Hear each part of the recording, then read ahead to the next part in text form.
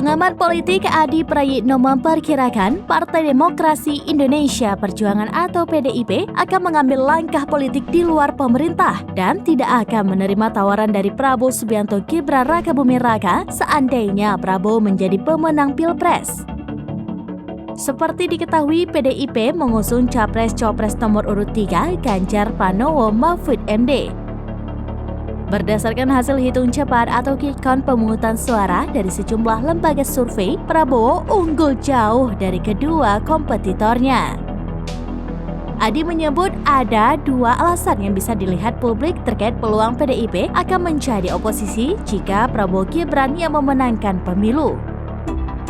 Salah satunya, kata Adi, Cawapres nomor urut 2 sekaligus anak Presiden Republik Indonesia Joko Widodo, Gibran Rakabuming Raka, yang disebut menjadi faktor penghalang PDIP bergabung dengan koalisi Prabowo. Adi menambahkan alasan lainnya adalah pernyataan dari Sekretaris Jenderal atau Sekjen PDIP, Hasto Kristianto, yang sebelumnya menyatakan PDIP siap berjuang di luar pemerintahan. Sebelumnya diberitakan hubungan Presiden Jokowi dan PDIP dinilai bermasalah setelah putra sulung Jokowi, Gibran Rakabuming Raka, menjadi cawapres pendamping capres nomor urut 2 Prabowo Subianto. Bahkan Presiden Jokowi pernah mengaku nyaman dalam hubungannya dengan Partai Golkar. Golkar pun tidak menampik bahwa ada sinyal Jokowi hendak bergabung. Sebelum itu, Ketua Umum PAN Zulkifli Hasan juga pernah menyebut bahwa Jokowi telah bergabung ke PAN dan tidak lagi menjadi bagian dari PDIP.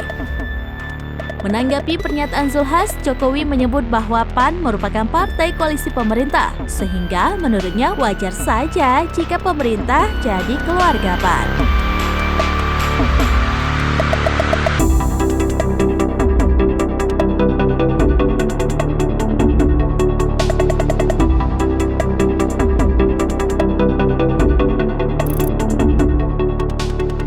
Download Tribun X sekarang, menghadirkan lokal menjadi Indonesia.